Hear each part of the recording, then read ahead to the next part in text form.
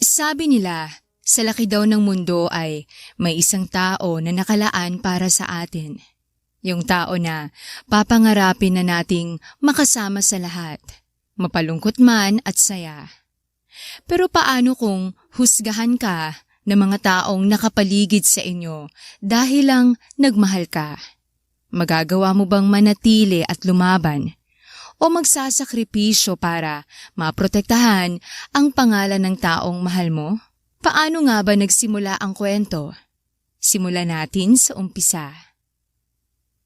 Ikaw ang pinadala ng agency? Nakakunot ang noon na tanong ng lalaki sa babae na ngayon ay nakaupo sa silya sa harap ng office table niya. Yes po sir, Micaela Evangelista at your service, aka Ekang. Magiliw na tugon ng babae. Ay, eto nga po palang resume ko. Kasama po yung recommendation letter at feedback ng agency at pamilya ng ilan sa mga bata na naalagaan ko na po. Tsaka rin po yung mga pinadala po ng agency sa akin na ilang requirements gaya ng NBI. Dagdag pa nito bago inabot sa kanya ang isang envelope. Tinanggap naman yun ng lalaki. Binuksan at saglit na binasa at inaral ang mga yon. Ang babae naman ay malawak pa rin ang ngiti habang iginagala ang tingin sa opisina ng lalaki na nasa loob ng malaking bahay. Grabeng laki ng bahay. Bulong pa ni Ekang sa sarili bago muling tumingin sa lalaki. Ang pogi pa ng boss at mukhang mabango. Heaven, Beshi! Dagdag pa niya. Tapos ay mahinang napahagikgik. You're hired. Wika ng lalaki pagkaraan ng ilang minuto, kaya biglang naubo ang babae. Aha? As in, hired na po? Yun na po yun? Wala nang interview? Walang tanong-tanong? Nag-review at practice pa naman po akong sumagot. Nakakunot ang noo na tugon niya. Muntik namang matawa ang lalaki dahil doon. Mabuti na lang ay napigilan niya ang sarili. Bakit? Ayaw mo ba? Hindi ba kailangan mo ng trabaho kaya ka nandito? Kunwari ay masungit na tanong nito sa kanya. Siya nga pala si Alexander Hidalgo, mas kilala sa tawag na Alex, 28 years old at nagmamay-ari ng sarili niyang negosyo, ang Hidalgo Aviation Services. Aware ka naman na nani ng anak kong pinapasok mong trabaho, hindi ba? Tanong ni Alex, kaya tumango si Ekang. Good. At base sa work experience na nasa resume mo, may more than 3 years experience ka na bilang nani. Sabi rin ng agency dito sa recommendation letter, kung hindi nag-migrate sa ibang bansa ang pamilya ng huling alaga mo, hindi ka titigil sa serbisyo sa kanila. Maganda rin ang feedback ng pamilyang yon sa'yo. Kahit ang pamilya ng mga nauna mong alaga. And that's more than enough for me. Nasabi na rin sa'yo ng agency ang sahod at benefits. Now, I just need you to sign the contract. Dagdag pa nito bago inilapag sa mesa ang ilang papel. Agad namang kinuha ni Ekang ang mga yon para sana basahin. Pero nang makita niya ang malaking sahod na nakasulat doon, maging ang magandang benepisyo, ay tila nagniningning ang mga mata niya at pumirma ng walang halong pag-aalinlangan. Alam niya na stay-in nanny ang papasukin niya at sanay naman siya na mag-alaga ng bata. Bukod nga sa may experience na siya sa pagiging nanny, ay siya rin ang nag-alaga sa nakakabata niyang kapatid sa tuwing kailangang maghanap buhay ng tatay nila noon. Dahil maagang nawala sa kanila ang nanay nila. Alam mo naman na ang role ng isang nani, hindi ba?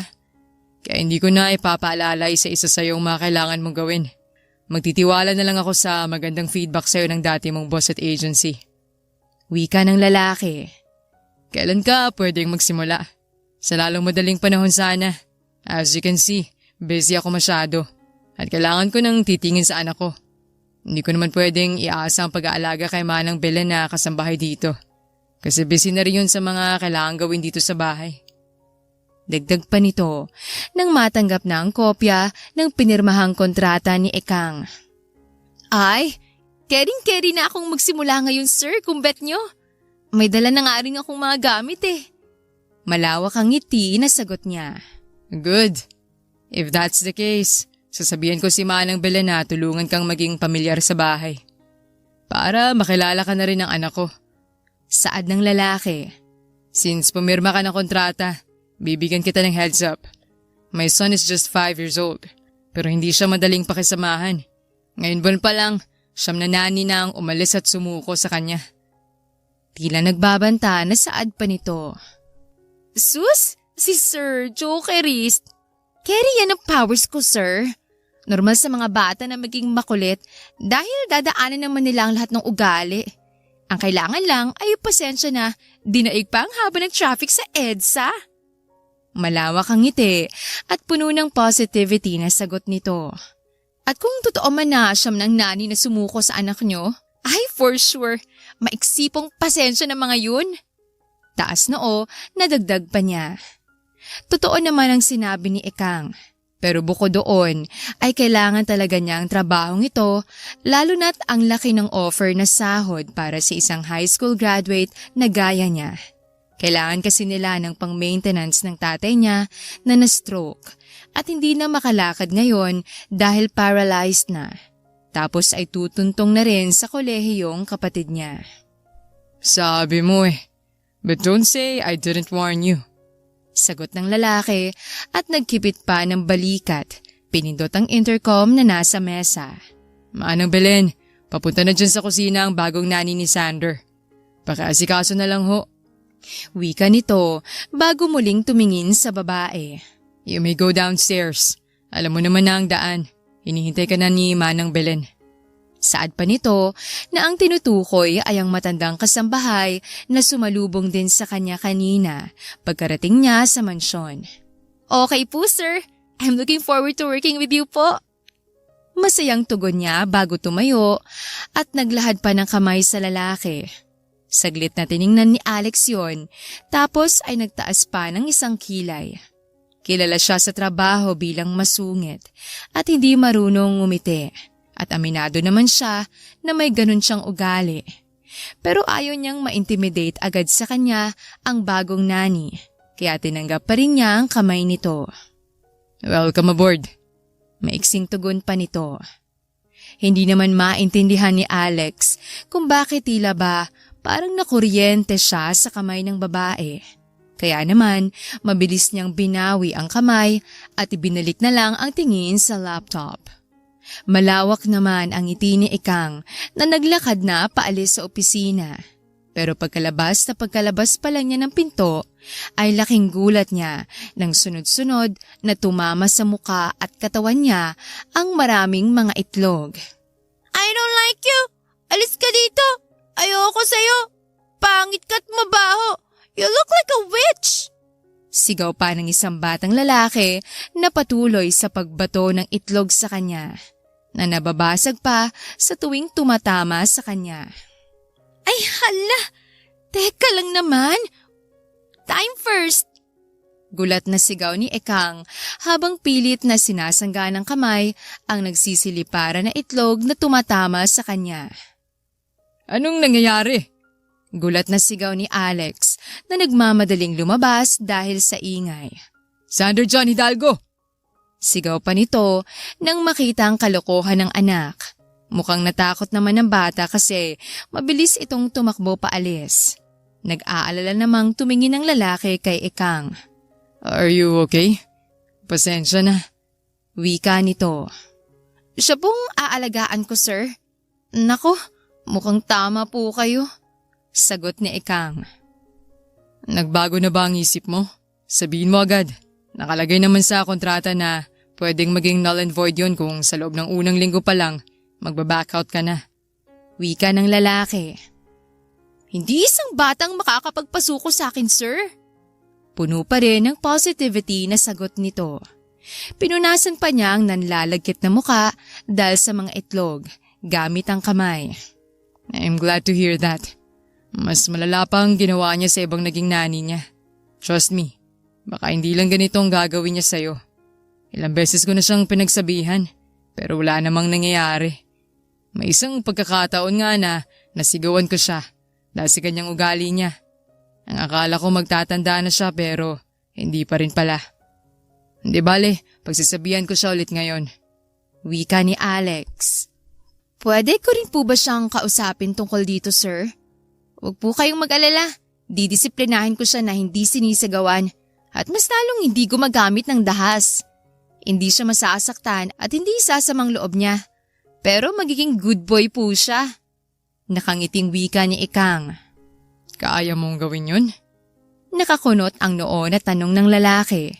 Pero may halo namang tuwa sa kaloob-looban niya kasi mukhang nakahanap na rin siya sa wakas ng perfect nanny para sa anak niya. Fine. Gawin mo ang kailangan mong gawin para lang madisiplina siya. But for now, please maligo ka muna. I mean, medyo nangangamoy ka na kasi dahil sa mga itlog. Dagdag pa ng lalaki, kaya agad na namula ang buong mukha ni Ikang sa hiya. Sabi ko nga po, sir. Sagot niya at pilit pang ngumiti bago nagmamadali nang bumaba. Pagkatapos maligo ay tinulungan naman siya ni Manang Belen na makapagsettle sa magiging kwarto niya. Tapos ay inilibot siya nito sa mansyon para nga daw maging pamilyar siya rito. Medyo tumagal nga sila dahil sa laki ng bahay. May isa pang kasambahay dito bukod sa akin, si Susan. Pero nasa palengke siya ngayon para mamili ng stocks. Makikilala mo siya mamaya. Siya ang nakatoka sa mga gawaing bahay at paglalaba. Bukod doon, may isang driver para kay Sander. Nakita mo yung lalaki sa may hardin kanina, di ba? Yun si Marvin, na asawa ni Susan. Ang magiging driver niyo ni Sander sa tuwing may kailangan kayong puntahan. Saad ng matanda at tumangutango naman siya habang nakikinig. May ilan lang na ayaw si Alex. Una, maingay. At pangalawa ay yung mga tao na pakialamera. Kaya kahit na anong mangyayari, huwag kang basta-basta papasok sa kwarto at opisina niya. Maliwanag ba? Saad pa ng matanda, kaya nakangiti siyang tumango. Madalas namang wala yung dito sa bahay. Pero mas maigi pa rin yung nag-iingat dahil may pagkabugnuti ng isang yun.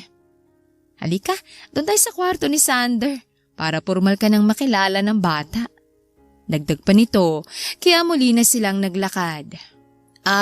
Manang Belen, pwede po bang ako na lang munang haharap kay Sander? Nakangiting tanong niya rito nang nasa harap na sila ng nakasarang pinto. Sigurado ka ba, iha? Ibang ugali ng batang yan. Baka kung anong gawin niya sa'yo. Nag-aalalang saad ng matanda. Ako pong bahala, Manang. Huwag po kayong mag-alala. Sagot niya, kaya tumango na lang ang ginang. O siya, ikaw bahala. Kung may kailangan ka, nasa baba lang ako. Pagkatapos mo siyang kausapin, ayain mo na rin sa baba para makakain na ng tanghalian. Tugon ng matanda, tapos ay naglakad na paalis.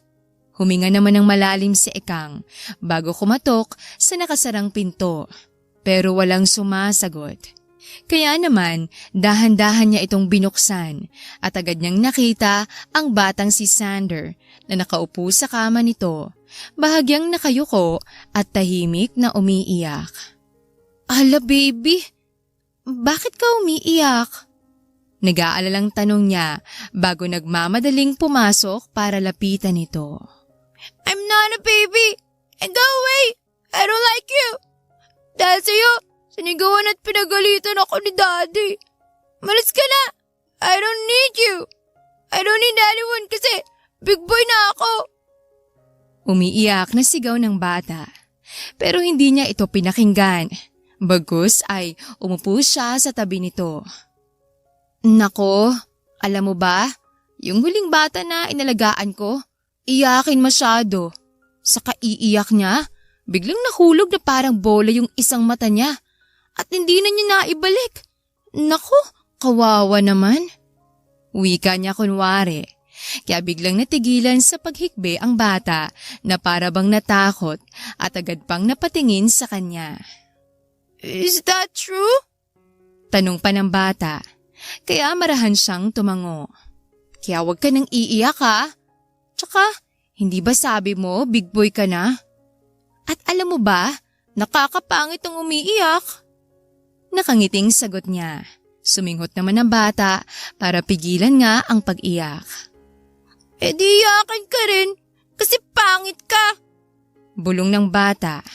La, grabe siya. Aniya at mahina pang natawa bago marahang pinunasan ang basang pisngi ng bata. Friends na tayo Nakangiting dagdag pa niya. No, ayoko. I still don't like you. Nakanguso na sagot naman ng bata. Ha? Bakit naman? Mabait naman ako Saad niya. Because I don't need a yaya. Big boy na ako at kaya ko ng sarili ko. I don't need your help. Giit ng bata. Saglit namang natigilan si Ekang kasi hindi siya naniniwala rito. Tapos ay naaalala niya ang sinabi ni Alex kanina na busy daw ito. Maging ang sinabi ni Manang Belen na madalas daw wala sa bahay ang lalaki. Hindi na bago sa kanya ang ganitong mga kwento sa dami ng mga inalagaan niya. Kadalasan sa mga magulang ay busy masyado sa trabaho na hindi na halos mabigyan ng oras ang kanilang mga anak. At madalas naman sa mga batang gaya ni Sander ay naghahanap lang ng atensyon ng magulang. Kaya nagiging sutil ang mga ito para maghanap ng atensyon at yon ang kailangan niyang intindihin. Alam niya na kailangan niyang tulungan ito. Di, wag mong iisipin na yaya mo ko. Isipin mo na lang, kunwari friends tayo. Wika niya. Sige, ganito na lang. Hayaan mo ako dito ng kahit 1 week lang. At kapag ayaw mo pa rin sa akin, aalis na ako. Nakangiting suwestyon pa niya sa bata. Kahit pa wala talaga siyang balak na umalis dahil malaki ang sahod, tiwala naman siya na makukuha agad niya ang kiliti nito. No! Ayoko pa rin! Ayoko sa'yo! Pagmamatigas ng bata. Ayaw mo talaga? Naku, masaya pa naman akong maging kaibigan. Marami akong alam na pwedeng laruin. Tumbang preso, luksong baka, patintero, taguan. Masaya ang mga yun. Tsak na mag-e-enjoy ka. Nakangiting saad niya. Really? Mahina ang boses na tanong ng bata na tila naninigurado. Malawak naman siyang ngumiti bago tumango. Fine then, but don't treat me like a baby. Giit ng bata. Mahina ulit siyang natawa bago tumango. Sige, pero bago yon, wala ka bang sasabihin sa akin? Nakangiting tanong niya. Napanguso na naman ng bata na tila hindi naiintindihan ang sinabi niya. Mali yung ginawa mo kanina kasi nasaktan ako. Hindi ka ba magsusorry? Hindi ba dapat kapag may nagawa kang mali, nagsusorry ka? Saad niya. Sorry. Mababa ang boses na sagot ng bata. Ayan, madali ka naman palang kausap Pero bukod sa akin, dapat mag-sorry ka rin sa daddy mo. Saad niya. No! Siyang may kasalanan sa akin. Sinigawan niya ako Kaya dapat siyang mag-sorry. Giit naman ng bata. Sigurado ako na nagawa lang niya yun dahil nga may mali kang nagawa. Hindi ka naman niya pagagalitan ng walang rason Love ka ng daddy mo. At ayaw lang niya na baka masaktan ka o makasakit ka ng ibang tao. Mahinahon na paliwanag niya. Kung love niya ako, bakit ayaw niya sa akin? Bakit lagi siyang wala dito sa bahay? Ayaw nga niyang makipag-play sa akin. Tanong naman ng bata. Baka busy lang talaga siya. Alam mo na, para mabigyan ka niya ng magandang buhay. Para maibigay niya sa iyong lahat ng gusto mo.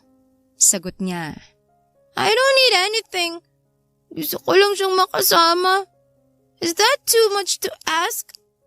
Pero kapag nandito siya, lagi lang siyang sa office. Madalas nga niya akong sinisigawan kasi maingay daw ako. Nakangusong tanong ng bata. Kaya agad siyang nakaramdam ng awa rito. Napagtanto kasi niya na bukod sa uhaw ang batang si Sander sa atensyon ng ama, ay uhaw din ito sa kaibigan na makakalaro at makakasama. O sige, ganito na lang. Kapag nagsorry ka sa daddy mo, gagawa ko ng paraan para makasama mo siya ng kahit isang buong araw lang. Para makapag-bonding kayo, wala kayong ibang gagawin kundi ang maglaro. Ano, deal? Nakangiting saad niya. Kahit pa hindi siya sigurado kung paano gagawin yon. Promise? Naniniguradong tanong ng bata, kaya tumango siya. Okay then, saad pa nito. Kung ganon, halika na. Tapos baba na rin tayo para makakain ka na. At after mong kumain, maglalaro tayo. Wika niya, kaya malawak na napangiti ang bata na para bang na-excite sa narinig. Sabay naman silang naglakad palabas ng silid. Tapos ay dumiretso sila sa nakasarang pinto ng opisina ni Alex. Sa totoo lang ay kinakabahan si Ekang. Base kasi sa unang impresyon niya sa lalaki ay masungit ito at hindi marunong ngumiti. At naaalala pa niya ang sinabi ni Manang Belen na bugnutin daw ang lalaki at ayaw daw nito ng pakialamera. Pagkarating sa harap ng pinto ay kumuha ng lakas ng loob si Ekang bago kumatok. Bakit? Narinig niya ang masungit na tanong ng lalaki. Wag na lang kaya. Let's go na lang. Baka magalit siya ulit tapos sigawan tayo eh. May halong takot na bulong sa kanya ng bata. Bakit sabi? Sino ba yan?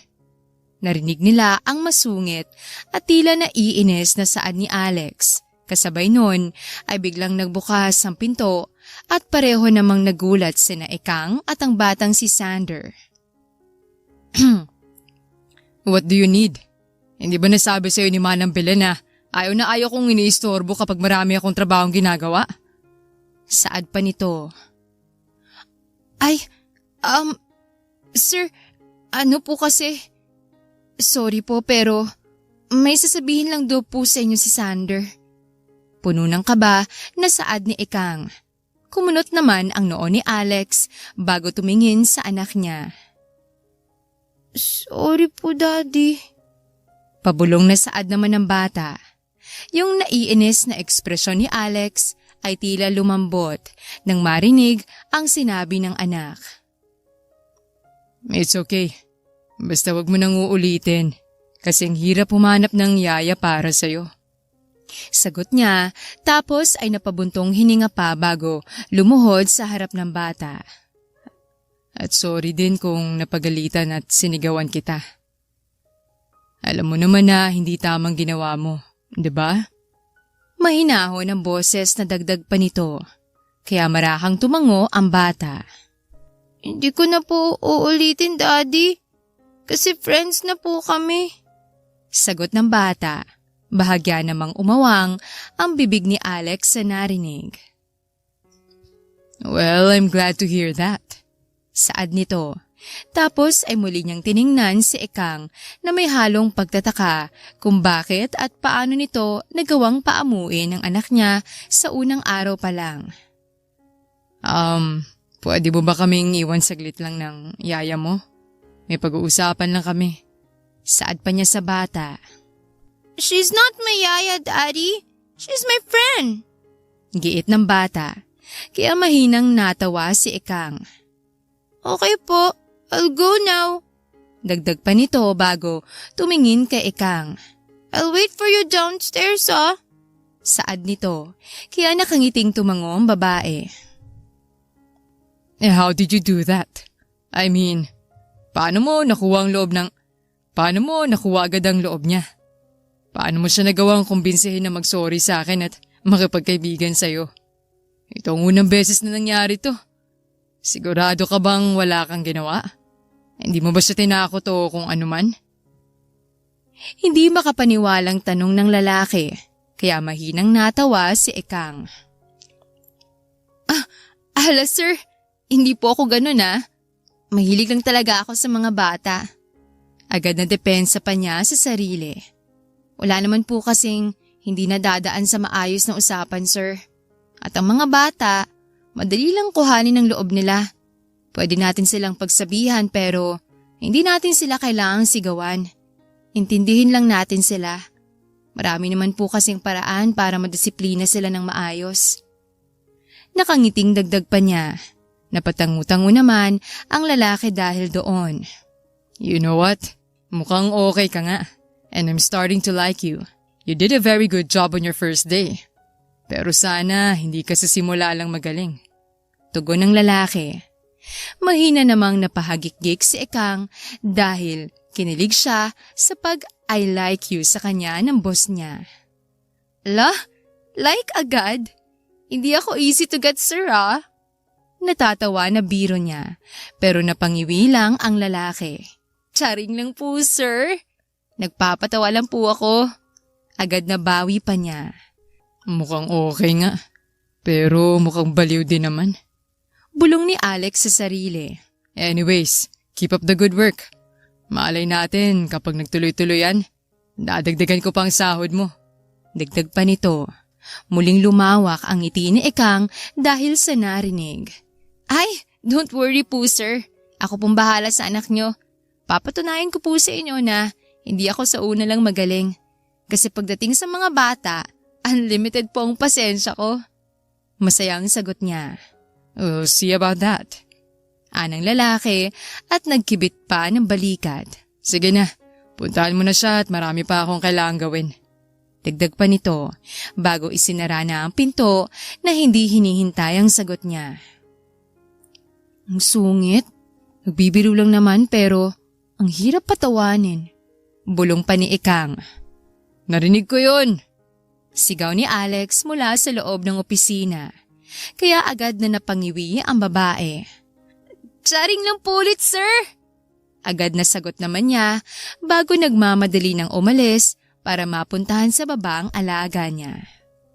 Naging maayos naman ang mga naunang araw na pananatili ni Ekang sa mansyon. Hindi madali ang mag-alaga ng bata, pero kinakaya naman niya. Sobrang makulit ang batang si Sander, pero nakita niya na masaya ito sa tuwing tinuturuan niya ito ng mga bagong laro, gaya nga ng tumbang preso, luksong baka at kung ano pang mga larong kalsada. Ekang!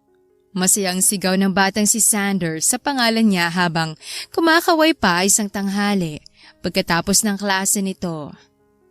Hello, baby! Malawak ang ngiting sagot naman ni Ekang bago niya ito sinalubong palabas ng pinto ng classroom. Kamusta ang pag-aaral mo? Very good ka ba? Ilan ang nakuha mong stars? Sunod-sunod na tanong niya bago kumuha ng bimpo at pinunasan ng noo ng bata na may pawis. Ekang, sabi ko big boy na ako. Kaya huwag mo na akong tatawaging baby. Nakanguso na sagot ng bata. Kaya mahina siyang natawa. Ekang, may 3 stars ako galing kay teacher. Tapos very good ako dun sa homework na ginawa natin kahapon. Kwento pa ng bata sa kanya. Naku, ang galing naman ng binata namin. Sagot naman ni Ekang. Pero hindi polite na Ekang lang tawag mo sa akin kasi mas matanda pa rin ako sa'yo. Diba? Mababa ang boses na dagdag pa niya. Anong itatawag ko sa'yo? Hindi ba friends naman tayo? Tanong ng bata na napanguso pa ulit. At natutuwa si Ekang na makitang ngumunguso ito kasi sobrang cute niya. Kamukhang-kamukha nito ang daddy niya. Hindi tuloy maiwasang isipin ni Ekang kung ganito rin ba ka-cute ang Sir Alex niya kapag ngumunguso. Yaya na lang? Mas okay yun. Nakangiting sagot ni Ekang. Ayoko ng yaya. Tsaka, hindi ba sabi ko, you're not my yaya? Friends tayo. Giit naman ng bata. O sige, ate Ekang na lang. Okay ba yon? Aniya, malawak na mangumiti ang bata bago tumango. Halika na. Alam mo ba, nasa bahay lang ang daddy mo. Hindi siya pumasok sa opisina ngayon. Tsak na matutuwa yun kapag nalaman niyang very good ka sa school at may 3 stars pa. Saad pa niya bago hinawakan ng kamay ng bata at nagsimula na silang maglakad paalis. Ate Kang, may family day daw po kami sa Friday. Sabi po ni teacher, dapat daw po kasamang parents. So tingin niyo po ba pupunta po si Daddy? Dahil very good naman po ako sa school. Tanong ng bata nang nasa biyahe sila pa uwi. Pilit namang ngumiti si Ekang dahil doon. Alam mo, hindi ko rin alam eh. Pero susubukan natin siyang i-convince. Okay? Sagot niya. Ate Ekang, hindi po ba nag-promise kayo na kapag nag-sorry ako kay Daddy, gagawa ka ng way para makapag-play po kami? Kahit na hindi na lang po kami mag-play, basta po sana kasama siya sa family day. Saad ng bata. Muli namang nakaramdam ng awa si Ekang dahil sa narinig. Titingnan ni Ate Ekang kung anong magagawa niya, ha? Nakangiting sagot niya. Kahit pa ang totoo ay hindi niya alam kung paano gagawin yon. Mahigit 1 linggo na rin siya sa poder ng mga hidalgo, pero sobrang dalang kung makausap niya ang Sir Alex niya. Bukod nga sa busy ito, ay sobrang sungit at hindi halos namamansin. Minsan ay kakausapin siya nito kapag may bilin o iniutos, at hanggang doon lang yon. Pagka-uwi sa mansyon, as usual ay tahimik ang bahay. Sinama ng Belen at Susan sa abala na maghanda ng tanghalian sa kusina at malamang si Alex naman ay nasa opisina nito. Sinamahan naman na ni Ekang si Sander sa kwarto nito para nga makapagbihis. Ate Ekang, kaya ko na pong magbihis mag-isa kasi big boy na po ako. Go and talk to Daddy na po.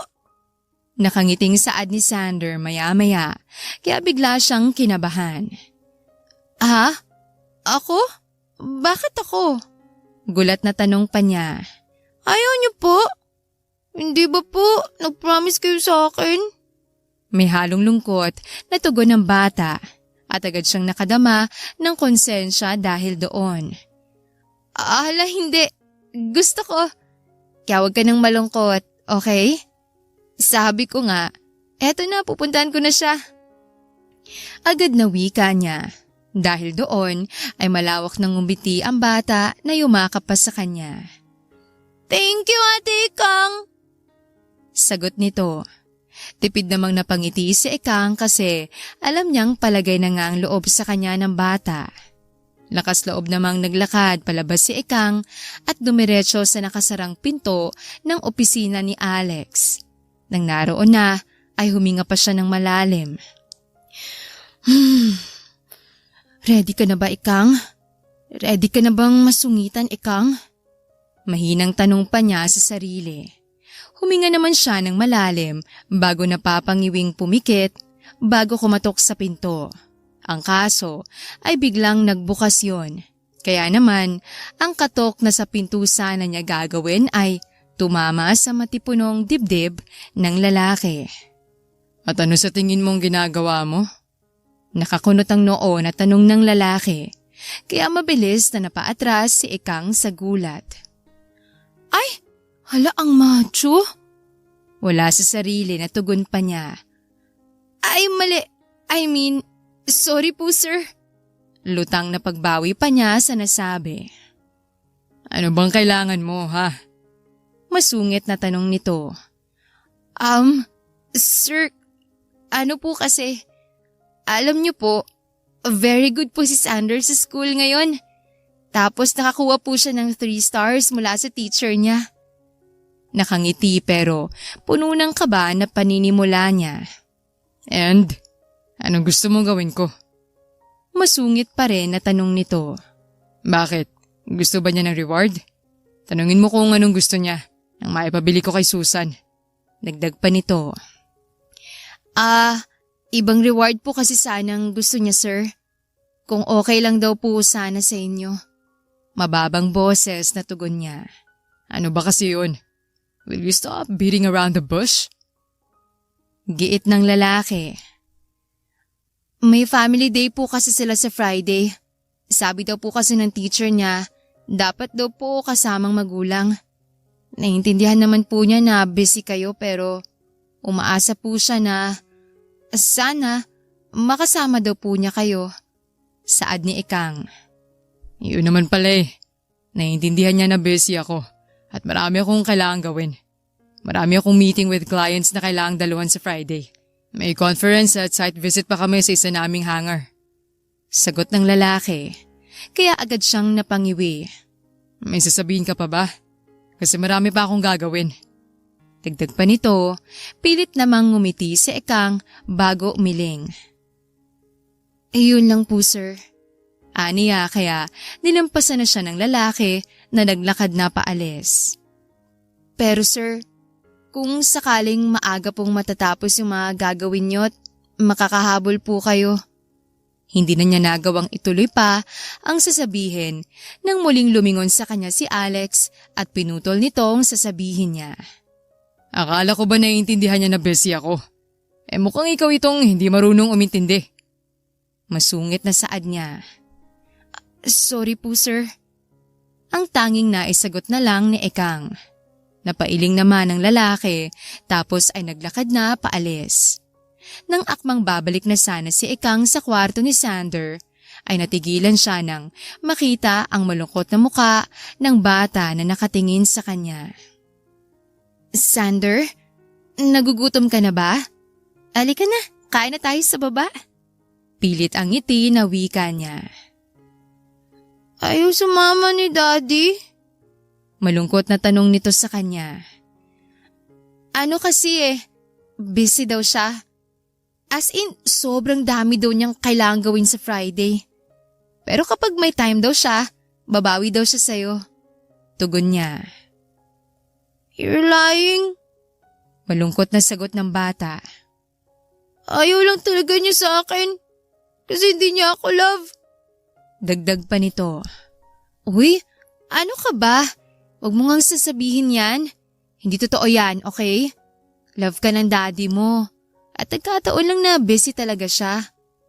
Alam mo, kung napaaga lang sanang announcement ng teacher mo, tiyak gagawa yun ng paraan para makapunta. Saad naman niya, tapos ay pilit pang ngumiti. Alam mo, kumain na lang muna tayo. At pagkatapos, maglaro na lang tayo. Gusto mo ba yon? Tanong niya. Pilit na pinapangiti at pinapasaya ang bata. Tipid naman na itong umiti, tapos ay tumango. Ate Ikang, it's okay po kung hindi sasama si Daddy. It's okay din po kung ayaw niya sa akin. Basta po, kasama ko po kayo sa family day. Tsaka dito lang po kayo ha. Huwag niyo po akong iiwan. Friends na po tayo forever. Okay po? Malambing na saad ng bata.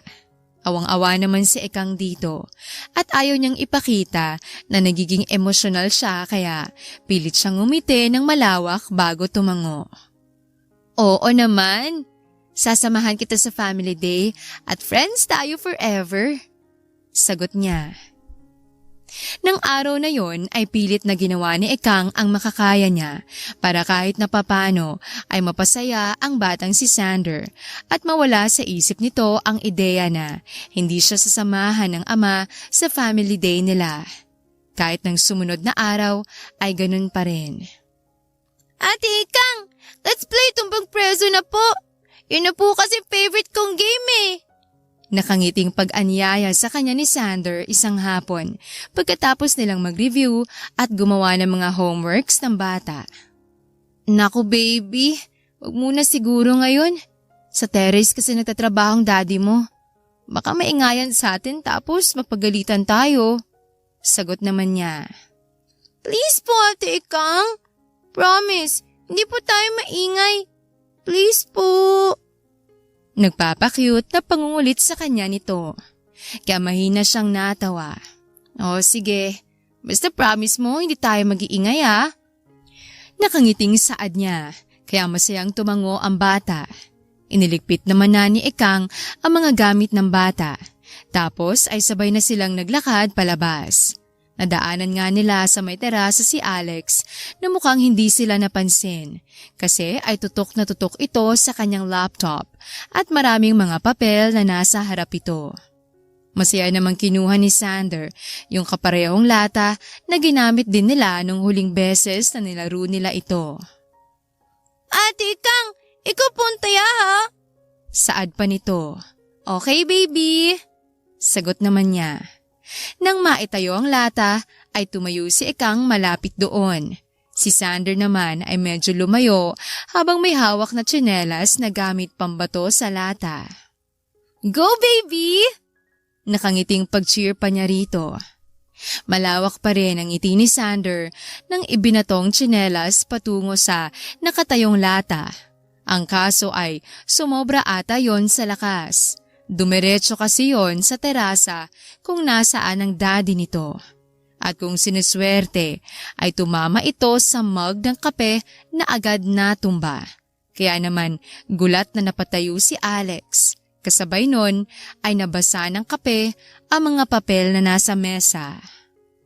What the? Galit na sigaw nito bago napalingon sa kanila. Ay, hala sir, sorry po.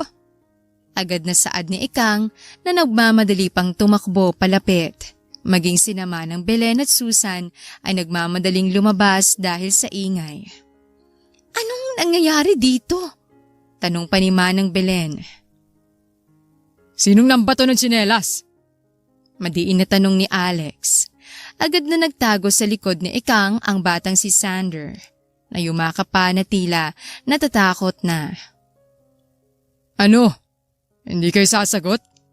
Sino sabing nambato ng tsinelas sa akin? Sigaw nito. Ako po sir. Agad na sagot ni Ikang kasi alam niyang takot na ang bata. Sorry po sir. Tinuturuan ko po kasi si Sander na maglaro ng tumbang preso. Napalakas po kasi ang bato ko eh. Pasensya na po talaga sir. Dagdag pa niya. Pasensya. Alam mo ba kung gaano ka-importante ang mga papel na to, ha? These are contracts from one of our biggest clients. Ipapaalala ko lang. Yan ang trabaho mo dito. Hindi ang turuan ng anak ko ng kung ano-anong walang kabuluhan. Maanghang na saad ng lalaki. Kaya napalunok ng laway si Ikang at hindi nakasagot. And you, young man, hindi ba dapat homeworks mong ginagawa mo at ang pag-review ng lessons? Hindi yung puro larong inaatupag mo. How will I sign these contracts now, huh? Nakakaya na magre-request pa ako sa kanila ng bago dahil natapuno na kapitong una nilang binigay. Ano lang iisipin nila sa akin? Napabaya ako? Paano pa nila pagkakatiwala sa akin ng malalaki nilang eroplano? Gayong mga ganitong kaliliit na papel, napabayaan ko. May halong galit na dagdag pa nito bago napailing at padabog na kinuha ang mga gamit at naglakad na papasok sa loob. Ano ba kasing nangyari? Ano bang ginagawa niyo? Tanong ni Manang Belen sa kanila nang wala na si Alex. Manang, ilang araw na po kasing malungkot tong si Sander. Kasi nga hindi siya masasamahan ng daddy niya sa family day nila. Gusto ko lang naman po siyang pasayahin eh. Hindi ko naman po sinasadya yung nangyari. Nanlulumo na saad ni Ikang habang yakap ang ulo ni Sander na ngayon ay mahigpit ang yakap sa kanya at mahinang humihikbi. Manang, hindi ho si Ikang nambato ng tsinelas. Si Sander ho. Mukhang takot na takot ang bata sa daddy niya. Alam niyo naman po kasi yung si Sir kapag galit. Walang prenong bibig. Kaya inako ho ni Ikang kasalanan. Bulong naman ni Marvin, ang driver na nakakita ng nangyari. Napabuntong hininga na lang si Manang Belen dahil sa nangyari. Ikang iha, sa susunod kasi, mag-iingat na lang kayo, ha? Anang matanda, kaya tipid nang umiti si Ikang bago tumango. Tsa, ipanik mo na yang si Sander sa taas para mabihisan at pawis na. Dagdag pa nito. Ate Ikang, bakit po ito ko ni Daddy? Umiiyak na tanong pa ng bata, kaya natigilan ng lahat. Naku baby, hindi kahit ng daddy mo. May kasalanan lang talaga tayo kaya need nating mag-sorry sa kanya mamaya. Okay? Mahinahon na tugon niya. Yan naman po lagi niyo sinasabi. Na love niya ako at hindi hate. Pero alam ko po, ayaw niya sa akin. Kasi lagi po siyang galit at sumisigaw. Alam ko po, hate niya po ako. Umiiyak na saad nito. Pero bakit 8 po niya ako? Good boy naman po ako, hindi po ba? Hindi naman na po ako bad at naughty eh. Dagdag pa nito. Baka pagod lang siya at stress sa dami ng ginagawa. Maniwala ka sa akin, hindi kahit ng daddy mo. Kasi walang magulang na hindi love ang mga anak nila.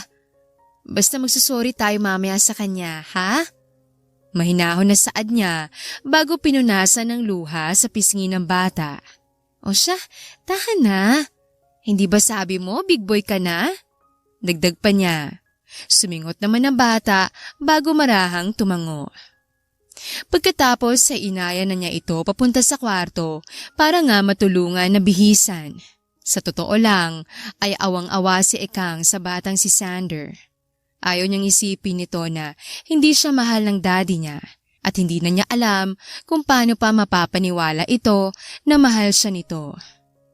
Kinagabihan ay ayaw lumabas ng bata sa kwarto. Kaya naman, dinalhan na lang siya ni Ekang ng dinner at doon sila kumain. Pero hinintay naman nila na matapos sa mga ginagawang trabaho si Alex para nga makapag-sorry ulit sila dito. Ang kaso ay nakatulog na si Sander kahihintay sa ama. Kaya naman, lumabas na sa silid si Ekang para magpahinga na rin sana. Pero saktong lumabas din ng opisina si Alex, kaya nagkasalubong ang dalawa. Sir, pwede ko po ba kayong makausap? Mababa ang boses na tanong ni Ekang. Tungkol saan? Maiksing tanong ng lalaki. Gusto ko lang po sana ulit humingi ng sorry sa nangyari kanina. Sagot niya.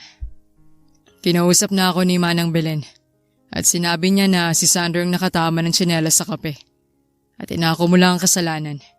Saad ng lalaki. Look, I appreciate that you care for him. Pero hindi tama na pagtakpan mo siya sa kasalanang nagawa niya. Dagdag pa ng lalaki. Alam ko naman po yun, sir. Pero natatakot po kasi siya kanina. Kaya ako yun nagawa. Paliwanag niya. Tsaka, kasalanan ko pa rin po kasi ako pong nagturo sa kanya ng tumbang preso. Dagdag pa nito. Yes, it's also your fault. Pero hindi porke natatakot siya ay pagtatakpan mo na ang kasalanan niya.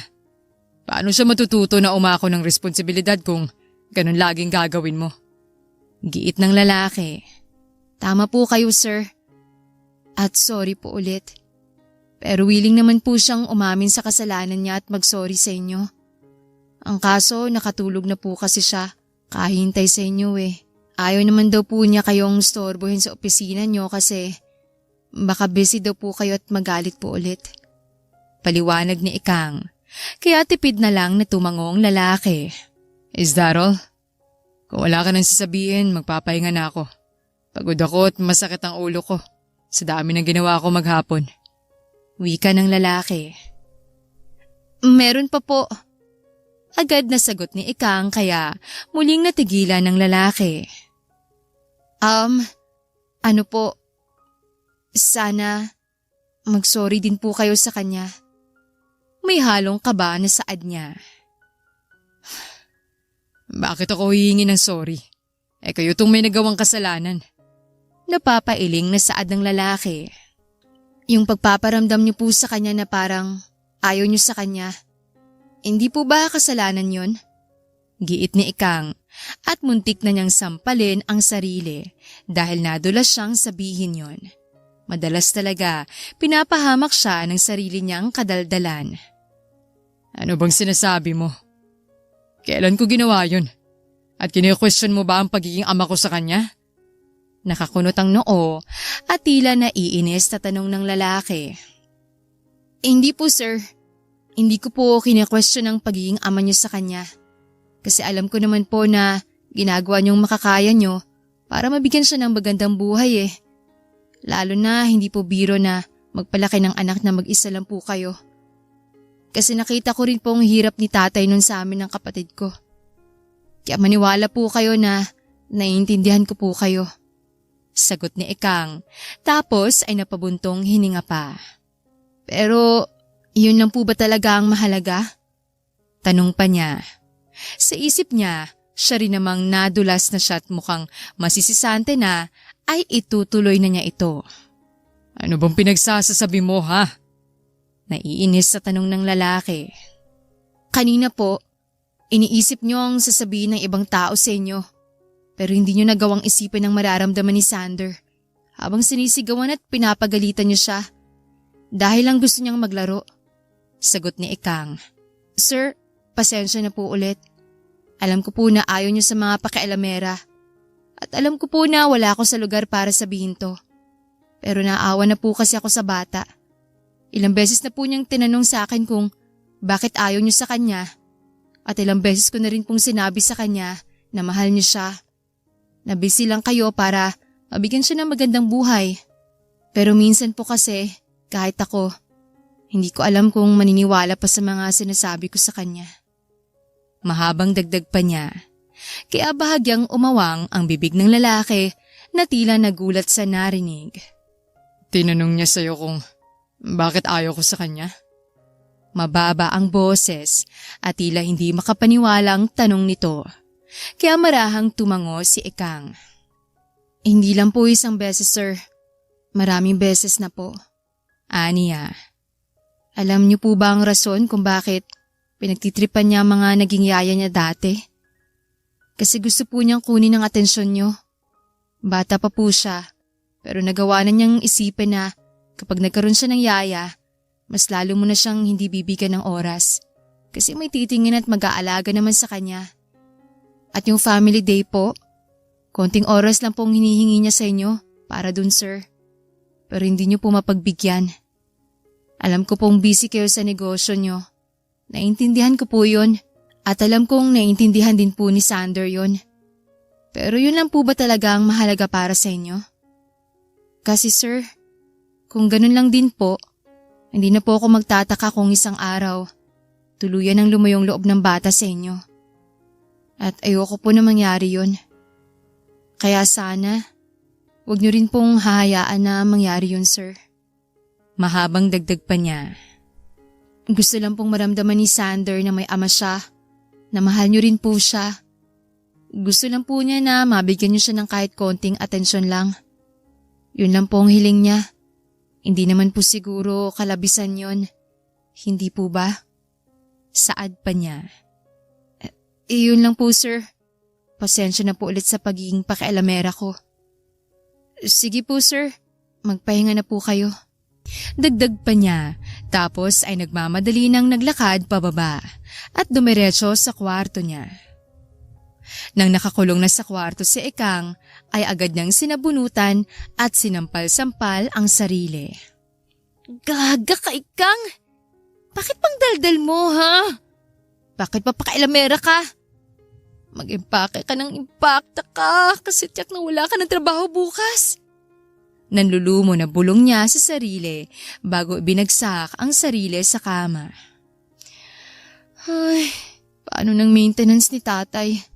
Paano ng college ni Bunso? Paano ng malaking sahod? Paano na yung promise ko kay Sander na hindi ko siya iiwan? Paano nang nakaka-inspire na kagwapuhan ng boss kahit pamasungit? Dagdag pa niya. Ay, mali. Hindi mo dapat isipin yan, Ikang. Mali ang ginawa mo namang himasok. Pero huwag kang magsisi kasi para kay Sander yun. Marami pa na may ibang trabaho na pwedeng pasukan dyan. Pangungumbinsi niya sa sarili, tapos ay tumango pa. Pero engot ka pa rin, Ikang. Hindi ka nag-iisip. Kaya huwag ka nang magtaka kung bukas na bukas din. Paalisin ka na rito.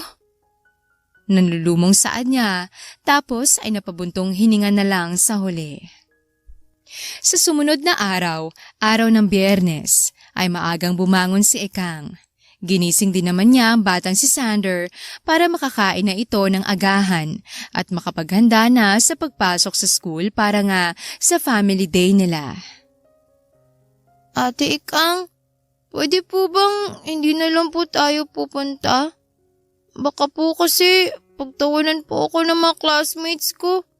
Kasi sigurado po ako lang walang kasamang family dun. Mababa ang boses na saad ng bata nang nasa biyahe na sila paalis. Ako baby, friends naman tayo 'di ba? At para na rin tayong family. Samahan naman kita eh. Tsaka magaling ako sa mga games. Tsak mananalo tayo sa lahat ng palaro dun. Nakangiting tugon niya na pinapagaan ang loob ng bata. Pwede po bang kayo na lang ang mami ko? Tanong pa ng bata, kaya bigla siyang naubo. Si Marvin naman na driver nila ay mahinang natawa. Ganun pa man ay bahagya siyang nakaramdam ng kilig sa ideyang yon. Pero mabilis ding umiling. Hindi ikang, hindi ka dapat kiligin sa masungit na bus mo. Kumbinsi pa niya sa sarili niya. Hindi na siya nakasagot kasi nakarating na sila sa school. Sabay naman silang bumaba sa sasakyan at magkahawa kamay na naglakad papasok sa loob ng gate. What took you so long? Bakit ngayon lang kayo? Malapit nang magsimula ang program. Saad ng isang lalaki sa may gate na hinihintay sila. Kaya pareho silang nagulat nang makita si Alex doon. Daddy! Masiyang sigaw naman ng bata sa ama nito. Pero ang ngiti ay agad ding nawala. Why are you here po? Hindi ba po busy po kayo sa work? Tanong pa nito. Busy si Daddy. Pero hindi ko naman pwedeng palampasin ang first family day ng binata ko. Maaga akong umalis kanina at nagpunta sa office. Para personal na i-cancel ang mga appointments ko. Tapos dito na ako dumiretso. Nakangiting tugon ng lalaki, tapos ay hinaplos pa ang ulo ng bata. Ready ka na ba, big guy? Let's make sure na mananalo tayo sa mga games. Dagdag pa nito, kaya malawak nang umiti ang bata at tumango. Yes po, Daddy. Thank you po. Masayang sagot nito, na tila ba agad nawala sa isip ang ideya na ayaw sa kanya ng ama niya.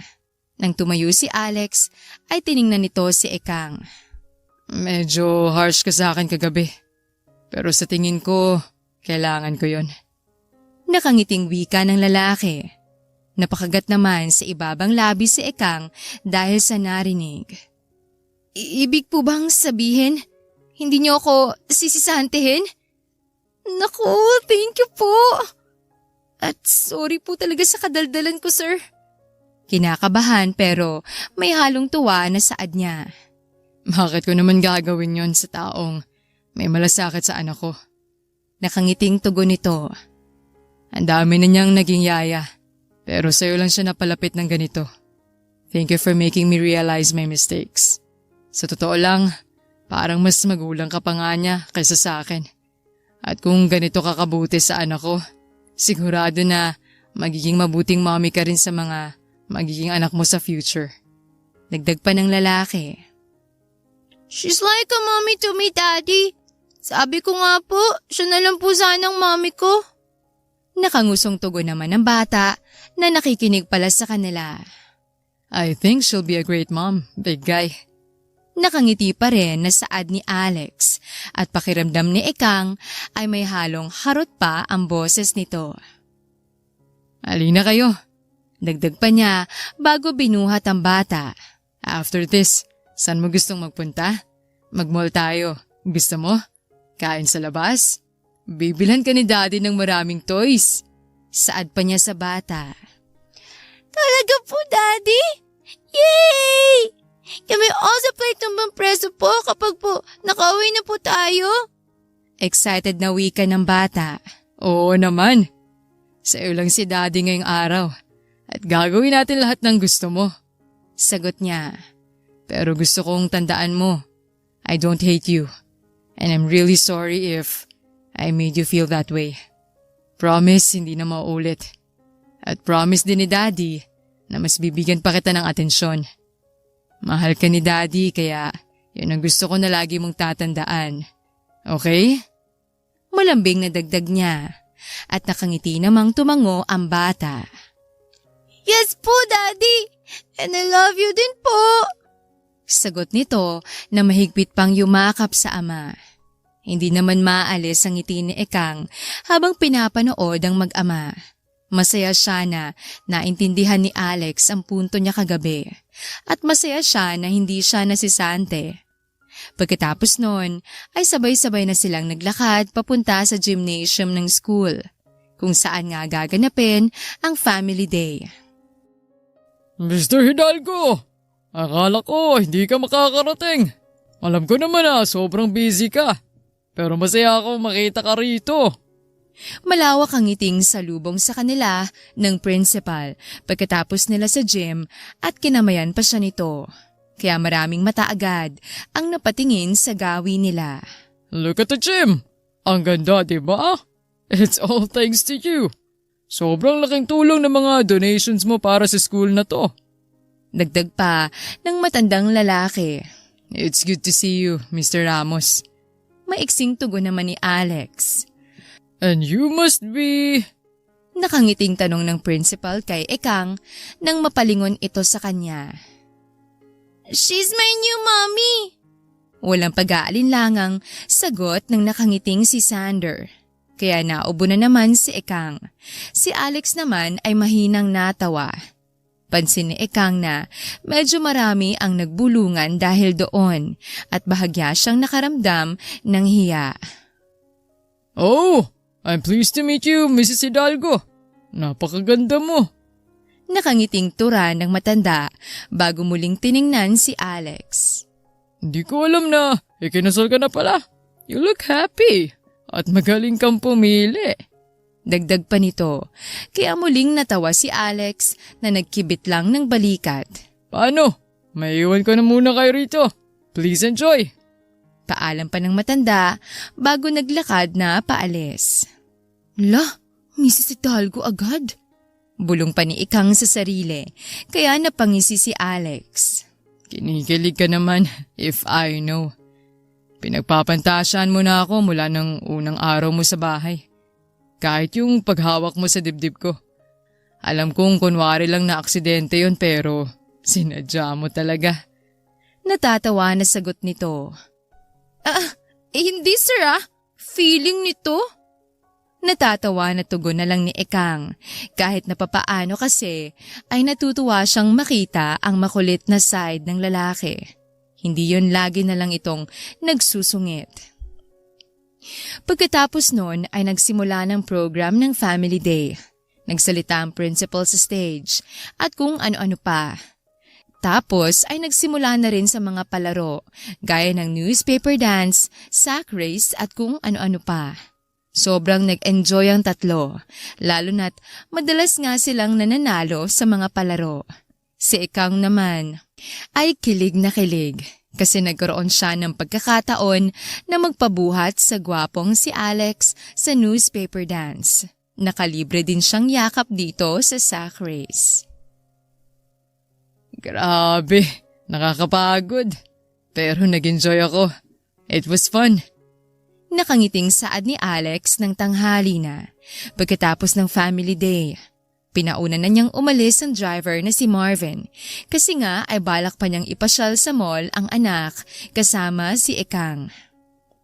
Nag-enjoy rin po ako, Daddy. Masayang sagot naman ni Sander. Ikaw, Ekang, nag-enjoy ka rin ba? Napapangiting tanong ni Alex. Alam ko ng sagot. Base sa ngiti mo kanina, habang yakap mo ko, mukhang enjoy ka na eh. Nanunukso na dagdag pa nito. Napahagik-gik naman ang batang si Sander sa narinig.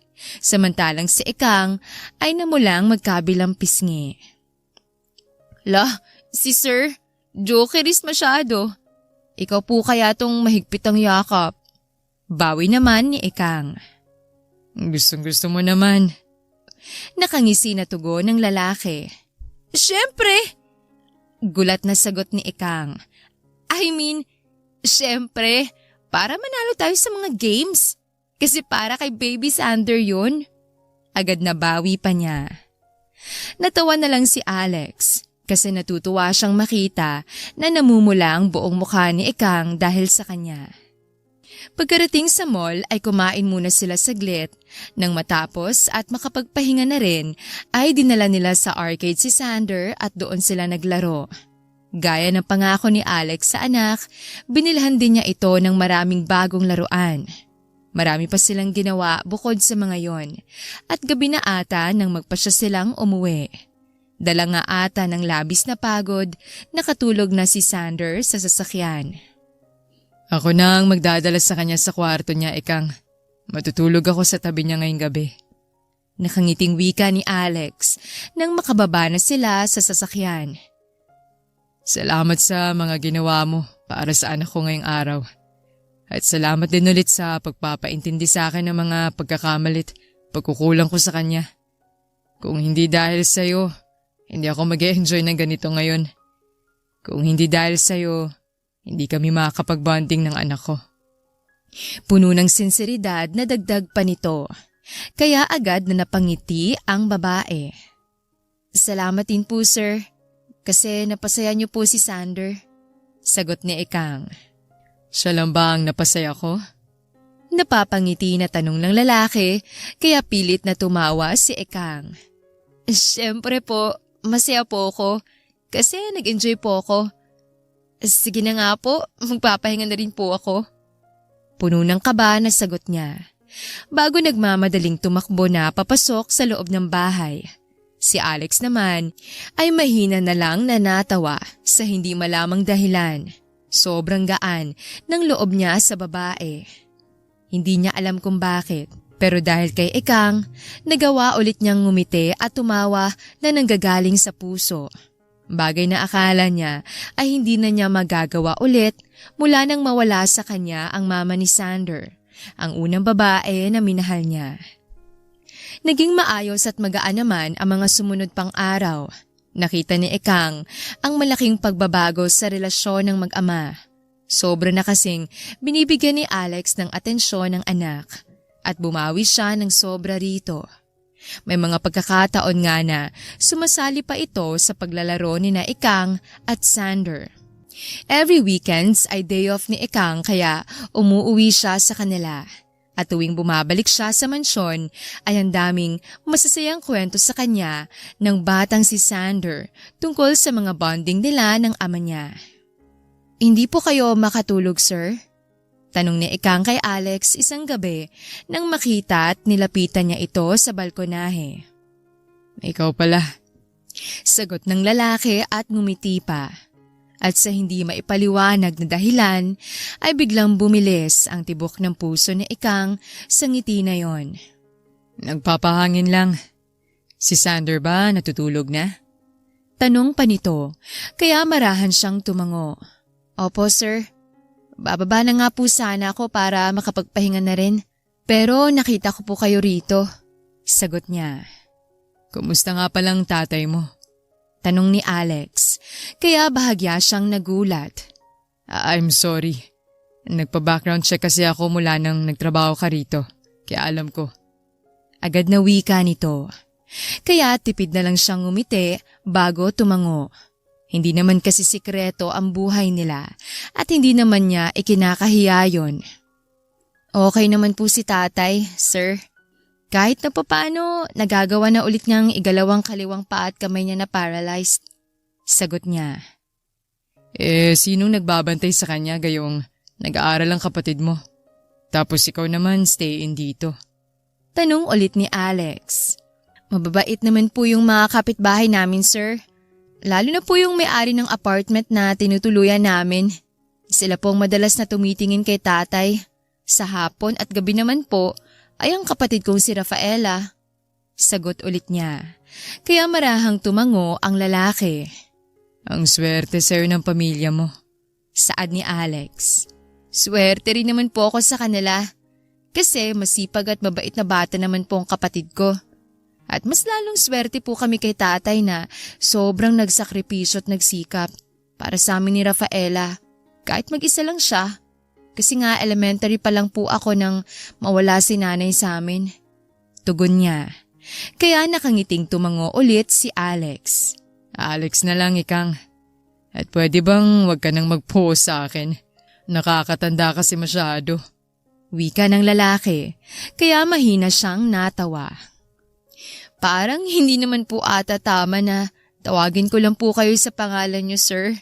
Kasi po, boss ko kayo. Sagot niya. If that's the case, let's be friends. Nakangiting tura ni Alex. Dahil doon ay muling lumakas ang tibok ng dibdib ni Ikang. Ha? Pwede ba yun? Bulong ni Ikang. Bakit naman hindi? Friends din naman kayo ng anak ko. Sagot ni Alex. Pero parang hindi pa rin po ata tama na... Hindi na niya na ituloy pang sasabihin. No buts, okay? Magkaibigan kayo ng anak ko at sobrang thankful ako sa pagdating mo sa buhay niya. Isa pa, wala naman akong nakikitang mali kung magiging magkaibigan din tayo. Pagputol nito, sasabihin niya. Okay, sabi mo eh. And since friends na tayo, pwede bang ako naman ang magtanong? Bakit parang ang lalim ata ng iniisip mo? Tanong ni Ikang. Have a seat. Samahan mo muna ako rito. Nakangiti pa rin na tugon ng lalaki na tinapik pa ang pwesto sa tabi ng inuupuan nitong bangko. Kinakabahan man ay dahan-dahan namang lumapit si Ikang at umupo doon. Iniisip ko lang na sobrang laki talaga ng naging pagbabago nitong bahay at buhay namin mula nang dumating ka. Kung dati parang seryoso at malungkot ang lahat, ngayon naman sobrang saya at sigla na. You're 1 in a million, Ikang. At sobrang swerte namin na naging parte ka rin ng pamilyang to. Wika ng lalaki na siyang nagpangiti kay Ikang. Sus, ikaw lang naman tong nakasimangot at nagsusungit lagi kaya natatakot lahat ng kasama mo rito. Nakakapangit ang pagsusungit at pagsimangot. Kaya sanayin mo nang ngumiti. Libre pa. Nakaka-good vibes at mas nakakapogi pa. Nagbibiro na saad niya kaya humalakhak ang lalaki. So, inaamin mo na pogi ako at napupugian ka sa akin? Napapangiti na tanong ng lalaki. Ay, hindi yun ang point ko. Ito naman, ang haba ng sinabi ko pero dun pa nag-focus. Sagot ni Ikang, kaya muling humalakhak ang lalaki. But on a serious note, ikaw ang nagturo sa akin na ngumiti at tumawa ulit. Saad pa nito. Dahil doon ay saglit silang binalot ng katahimikan at nagkatitigan pa ng mata sa mata. Honestly, mula nang mawala sa akin si Elise, akala ko hindi ko na makakaya pa na maging masaya ulit. But when you came, I realized na marami pa palang rason para maging masaya. Seryosong dagdag pa nito. Elise bang pangalan ng mommy ni Sander? Mababa ang boses na tanong ni Ikang. Sa totoo lang ay matagal na niyang gustong itanong at malaman ng tungkol dito. Pero ayaw naman niyang isipin nila na tsismosa siya. Yes, at siya ang una ko sa lahat ng bagay. Sagot ng lalaki. Alam mo, lumaki ako na walang tatay. Hindi kilala ng nanay kong tatay ko kasi dati siya nagtatrabaho sa bar. At hindi daw niya alam kung sinong nakadisgrasya sa kanya.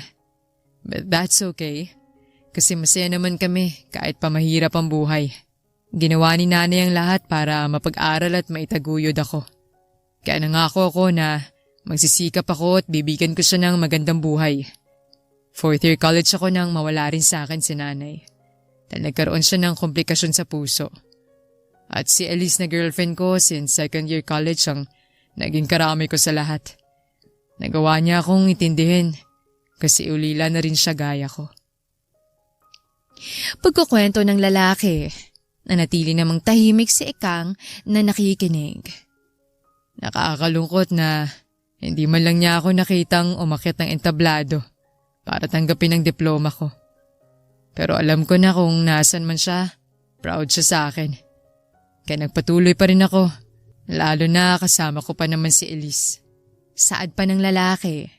Nagtatrabaho na ako noon sa isang aviation company nang mabuo namin ni Elise si Sander. At first, I thought everything was perfect.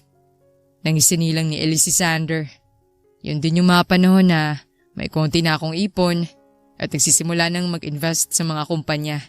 Bumili ng stocks. Kasi pangarap ko na magkaroon ng sarili kong kumpanya. Dagdag pa nito. Pero may isang pagkakataon na kinausap ako ni Elise. Umiiyak siya at sinabi na hindi pa daw siya handang maging ina at asawa sa akin. Na napapagod na daw siya kasi wala na siyang ibang ginawa kundi ang alagaan si Sander. At ako na rin, na wala na daw siyang time sa sarili niya. Maybe it's a postpartum. Hindi ko alam. Pero iniwan niya kami ni Sander ng gabing yun. That same night, na-aksidente siya at nawala. Sinisi ko ang sarili ko kasi hindi ko siya napigilan na umalis. Na hindi ko siya naprotektahan. Na hindi ko siya nabigyan agad ng magandang buhay. Na wala akong nagawa para maging kontento siya sa akin. Kwento pa ng lalaki. Kaya agad na umawang ang bibig ni Ekang kasi hindi niya inakala na ganito pala kalalim ang pinanggagalingan nito. For years, I felt empty. Akala ko magbabagong lahat kapag naging successful na ako. Pero na maging successful ako, wala pa rin nagbago. Pakiramdam ko may kulang pa rin. Dagdag pa nito. Alam mo, sa tingin ko, alam ko na kung anong kulang. Mababa ang boses na tugon niya. Ano? Kuryosong tanong naman ng lalaki. Isang tao na muling magpapangiti at magpapasaya sa'yo. Sagot niya. Teka, tinutukoy mo ba ang sarili mo? Natatawa at nagbibiro na tanong ni Alex. La, hindi ah. Ang tinutukoy ko, isang tao na magbibigay ng kulay sa malungkot at boring mong mundo.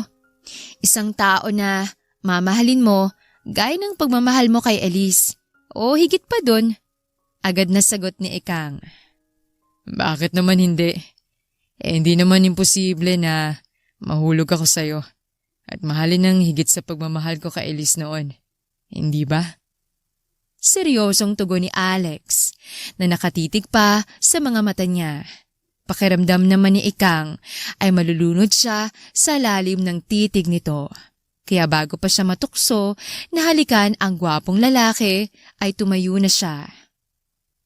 Medyo late na pala. Kailangan ko na ring magpahinga. Aniya. Nang akmang aalis na sana siya, ay laking gulat niya nang biglang hinigit ni Alex ang braso niya. Nang muli siyang napalingon dito, ay tila nagulantang ang buong pagkatao niya dahil sinalubong siya ng halik ng lalaki. Kapwa sila natigilan at tila naging tuod sa kinatatayuan dahil sa halik. At rinig na rinig din nila ang mabilis at malakas na kabog ng kanilang mga dibdib. Hindi nila alam kung gaano katagal na magkadampi ang mga labi nila. Pero nang kumawala sa halik si Alex, ay tulala pa rin si Ekang. I'm sorry. Hindi ko dapat ginawa yun. But I can't help it. Bulong ng lalaki, tapos ay napabuntong hinanga pa. I've been wanting to kiss you for days now. Hindi ko alam kung kailan, saan at paano nangyari. At alam ko na masyadong mabilis pero masaya talaga ako kapag nakakasama kita. Masaya ako na kasama ka namin ni Sander. Kapag kasi nasa tabi ka namin, parang gaan lang ng lahat. At yung pag-aalaga mo, hindi lang sa anak ko, kung hindi sa akin na rin. It makes me wanna be taken care by you for the rest of my life. Seryoso at puno ng sinseridad na dagdag pa nito, kaya napalunok ng laway si Ekang. Akala ko ba friends lang dapat? Wala sa sarili at utal na tanong naman ni Ekang. Friends nga. Friends muna ngayon. Habang dinadahan-dahan nating mas kilalanin munang isa't isa. Although sure ako na attracted talaga ako sa'yo. Ayaw pa rin kitang ma-pressure. Sa loob na maraming taon, ngayon ko lang ulit naramdaman to. At wala akong nakikitang rason para pigilan ng sarili ko. At mas lalong wala akong balak na ipagkait sa sarili ko na muling maging masaya. So let's do it one step at a time. Sagot niya. Pero kasi, puno ng kaba na usal ni Ikang. Hindi ba ikaw na rin ang nagsabi na kailangan ko ng tao na magpapangiti at magpapasaya sa akin? Yung tao na bibigyan ng kulay ang malungkot at boring kong mundo. Hindi ko alam kung hanggang saan tayo dadalhin ito. But I want that person to be you. Kaya please, buksan mo lang ang puso mo para sa akin. Hayaan mo akong makapasok dyan at patunayan ang sarili ko. Nagsusumamo na saad nito. Napakagat naman si Ikang sa ibabang labi, dala ng labis na kilig. Ikaw ang bahala. Pero hindi ako easy to get Sagot nito na may halong biro, kaya natawa si Alex. Hindi bale, alam ko naman kung paano ka aakitin. Napapangiti at tila nangaakit na sagot nito. Nadahan-dahan pang itinaas ang t-shirt para ipakita kunwari kay Ikang ang abs niya. Uy, ala siya. Bahala ka nga dyan. Matutulog na ako. Puno ng kaba na saad ni Ikang bago nagmamadaling tumakbo paalis. Malakas namang natawa si Alex kasi sobra siyang natutuwa at nakukyutan sa babae. Kaya naman ang gabing yon, pareho silang nakatulog na masaya. May ngiti sa kanilang mga labi at parehong magaan ang kanilang mga loob. Pagkatapos ng gabing yon, mas lalo pang naging masaya at magaan ang lahat. All out kasi kung harutin ni Alex si Ikang at lahat ng kasama nila sa bahay ay natutuwa sa kanila. Siyempre ay lalo na ang batang si Sander na gustong-gusto nang maging mommy si Ikang. Aminado naman si Ikang sa sarili na natutuwa at kinikilig siya sa bagong trato sa kanya ng lalaki. Mommy Ikang, excited na po ako sa surprise po natin kay Daddy. Sana po mapasaya po natin siya. Nakangiting saad ni Sander isang araw pagkarating nila sa opisina ng kumpanya ni Alex para dalhan ito ng lunch. Tsak na matutuwa ang daddy mo, baby. Lalo na kapag nalaman niyang idea mo to. Nakangiting sagot niya. Well, ilang beses na niyang sinubukang sabihin sa bata na wag muna siya nitong tawaging mommy kasi parang hindi tama. Lalo na't hindi pa naman sila ng daddy nito. Pero mapilit ang bata, kaya wala rin siyang nagawa sa huli kung hindi ang hayaan nito kahit pa hindi siya sanay sa ganon. Hello, saan ang opisina ni Mr. Alexander Hidalgo? Nakangiting tanong ni Ikang sa babae sa may reception desk sa lobby nang makapasok na sila. Ano pong pangalan nila? May appointment po ba kayo sa kanya? Tugon ng babae. Wala eh. Ako si Ikang at kasama kong anak niya. May dala lang kaming lunch. Gusto daw kasing surpresahin ng batang daddy niya. Paliwanag ni Ikang. I'm sorry ma'am. Mahigpit na bilin kasi ni sir na wag tatanggap ng bisita. Kasi busy siya ngayon. Kaya hindi ko kayo pwedeng papasukin kung wala naman kayong appointment sa kanya. Wika ng babae. Ha? Pero kasama ko naman ang anak niya. Hindi mo ba siya pwedeng tawagan? Sabihin mo lang nandito ang anak niya. Tsak papapasukin kami agad nun. Nakangiting saad ni Ikang. Susubukan ko po ma'am. Pero pwede po bang doon na lang muna tayo maghintay? Wika ng babae na itinuro pa ang mga silya sa hindi kalayuan. Tipid namang ngumiti si Ikang bago tumango. Naiintindihan naman niya na ginagawa lang nito ang trabaho niya at bilin sa kanya. Halika baby, doon muna tayo maghintay. Nakangiting wika pa ni Ikang bago hinawakan ang kamay ng bata. Sino yun? Yun ba yung yaya ng anak ni sir na girlfriend din daw niya? Narinig niyang bulong nung isang babae na nasa may reception desk din. Oo girl, mukhang dinahilan pang bata para lang magpabida kay sir. Mukhang cheap. At ang cheap pa ng pangalan, Ikang daw.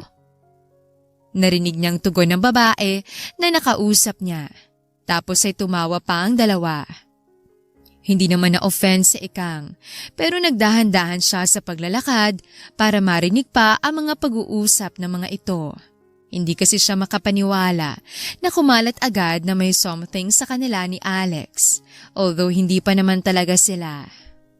Girl, baka sa narinig kong chismis, may baldado at palamunin na tatay daw yan. Tapos may pinag-aral pang kapatid sa kolehiyo. Kaya hindi nakakapagtaka na nangarap makasungkit ng mayaman para makaahon sa hirap. Nakakaawa nga si Sir kasi pinag-uusapan at pinagtatawanan siya ng marami dahil nga pumatol siya dyan. Wika nung isang babae, kaya mahina siyang napasinghap. Pero alam mo girl, dati akong bilib kay Sir kasi akala ko matalino. Pero para patulan ng isang yaya? Naku, kinu-question ko na tuloy yung respeto ko sa kanya. Imagine, bagay na bagay sila ni Miss Tamara. Ang ganda't yaman na nung girl, tagapagmana ng isang airport at matagal nang may gusto sa kanya pero hindi niya pinansin. Tapos isang yaya na may pamilyang palamunin ng palabagsak niya na hindi pa kagandahan. Nakaka-disappoint. Dagdag pa ng babae. Tapos ay nagtawanan na naman ang mga ito kaya mas lalo siyang nainis at muling lumapit sa mga ito. May napapala ba kayo sa pakikialam sa buhay ng iba? Tanong niya sa mga ito, kaya agad na natigilan ng dalawa. Oh, bakit di kayo makasagot? Ang dali ng tanong, hindi ba? May napapala ba kayo? At sa tingin nyo, ikinaganda nyo ba yan? Alam nyo, bago kayo manghusga ng ibang tao, isipin nyo muna kung mga perpekto at santo ba kayo. Eh kung tutuusin, mukha pa kayong clown sa kapal ng makeup nyo. Eh kung subukan nyo kayang wag gawing agahan, tanghalian at hapunan ng pagiging bitter. Dagdag pa niya. Ma'am, huwag po tayong mag-eskandalo dito please. Kung hindi, mapipilitan kaming tawagin ng guard. Malumanay na wika ng babae, kunwari, na halatang nang iinis. At totoo naman na mas lalo siyang nainis dahil doon. Mukha ba akong nag-eskandalo? Sinasabi ko lang opinyon ko. Gaya ng pagsasabi ng hindi maganda sa amin na alam kong opinyon nyo lang din. Sagot niya. What's happening here? Sabay-sabay pa silang napalingon sa dumating na si Alex. May kasama nga itong isang magandang babae na mukhang model. Ah, sir, gusto po kasi ni ma'am na puntahan kayo. Sabi ko naman po, tatawagan ko kayo since kasama naman po niyang anak niyo. Ang kaso po, mukhang nainis po siya sa amin kasi gusto niya papasukin siya agad. Ginagawa lang naman po namin trabaho namin, sir. Pagsisinungaling ng babae, kaya sarkastiko siyang natawa. Alam mong hindi totoo yan. Maayos ako nakipag-usap sa inyo, pero narinig ko kayo na hinuhusgan ako at ang pamilya ko. Kahit nga sarili niyong boss pinagchichismisan niyo. Hindi ba kayo nahihiya sa mga sarili niyo, ha? Naiinis na giit ni Ikang. That's enough. Madiin na saad ni Alex. Napansin naman ni Ikang na marami nang nakatingin sa kanila, kaya agad siyang nakaramdam ng hiya. Daddy, sabi po nila, cheap daw po si Mami Ikang. Pagsumbong naman ng bata, kaya agad na namutla sa takot ang dalawang babae. Tamara, I'm really sorry. Pero pwede bang sa ibang araw na tayo mag-usap? Mahinahon na pakiusap pa ni Alex sa magandang babae na kasama nito, kaya nakangiti itong tumango. Sure, walang problema. Basta tawagan mo ako agad ha? Sagot nito, bago nagpaalam at umalis na. Agad namang na-insecure si Ikang kasi ayon pala si Tamara at tamang dalawang babae. Sobrang ganda nito. At kayong dalawa, kakausapin ko kayo sa HR pagkabalik ko. Nagbabanta na wika ni Alex bago binuhat si Sander. Let's go. Tila naiinis na pag-anyaya pa ni Alex kay Ikang at sumunod naman ito sa kanya. Bakit ba kasi kayo nagpunta sa opisina na hindi nagsasabi, ha? Tanong ni Alex nang nasa sasakyan na sila. Bahagyang nakaramdam ng kirot sa dibdib si Ikang sa katanungang yon. Kasi pakiramdam niya ay ikinakahiya siya ng lalaki. Kahit pa alam niyang hindi dapat kasi nga ay wala pa naman silang relasyon. Daddy, it's my fault po. Sabi ko po kasi kay Mami Ikang, gusto ko po kayong i-surprise ng lunch. Kasi po, lagi po kayong nakikipag-play sa akin kapag nasa bahay po tayo. Tsaka lagi niyo po kaming pinapasyal ni Mami Ikang. Kaya po pinagluto po namin kayo. Sorry po, Daddy. Gusto ko lang naman po na mag-thank you para mas maging happy ka pa po. Sagot ng bata. Kaya tila lumambot agad ang ekspresyon ng lalaki. I appreciate it, anak. At salamat. Pero wala naman kayong kailangan gawin para sa akin eh. Sapat na sa akin yung alam ko na napapasiya ko kayo. Malumanay na wika niya. Pinag-uusapan at pinagtatawanan ka daw ng marami. Kasi akala nila may girlfriend ka na isang yaya. Mababa ang boses na tanong ni Ikang, kaya bahagyang napalingon sa kanya si Alex. Hindi naman mahalagang sinasabit, iniisip ng iba. Mababang boses na sagot ni Alex. Hindi ito sumagot ng oo, pero sapat na yon kay Ikang para makumpirma na tama at totoo ang sinabi ng dalawang babae kanina. Kaya naman mapait siyang napangiti. Alam niya na tama si Alex, na hindi naman mahalaga ang sasabihin ng iba tungkol sa kanila, lalo na yung mga walang ambag sa buhay nila. Pero parang ang hirap sa kanyang isipin na ang respetado at tinitingalang si Alex ay pinag-uusapan at pinagtatawanan na ngayon dahil sa kanya. At ang isa pang mahirap tanggapin ay yung nadadamay ang pamilya niya. Bukod doon, tila ba kusang may nabuhay na insecurity sa kanya. Lalo na nang makita yung magandang babae na kasama ni Alex kanina. Kumpara kasi sa babae na yon ay wala siyang laban. At aminado siya sa sarili na ganung mga babae ang nababagay sa tabi ni Alex. Yung maganda, sexy, edukada at sopistikada. Hindi gaya niya na isang yaya.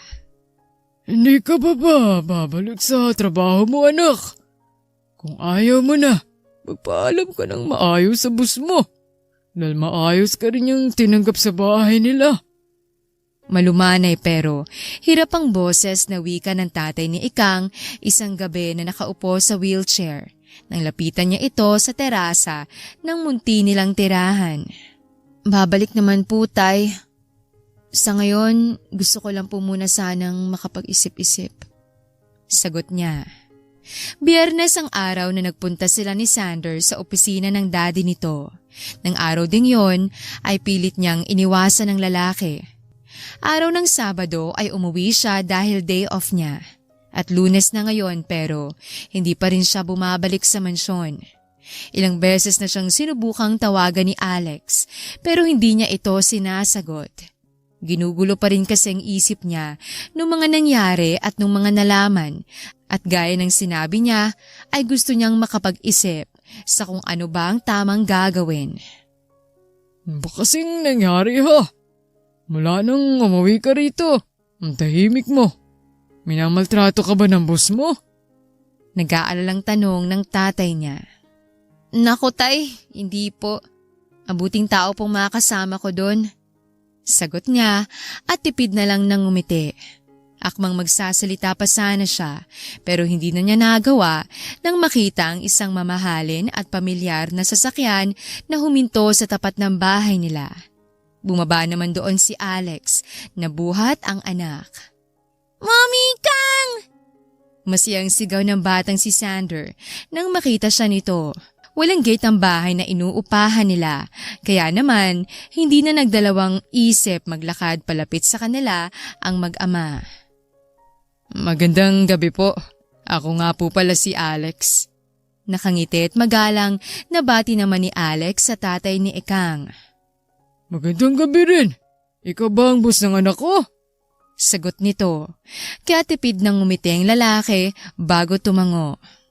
Actually, ayoko po sanang isipin na boss niya ako. Because she's more like a family to us now. Wika pa nito. Nag-init naman ang magkabilang pisngi ni Ikang sa narinig.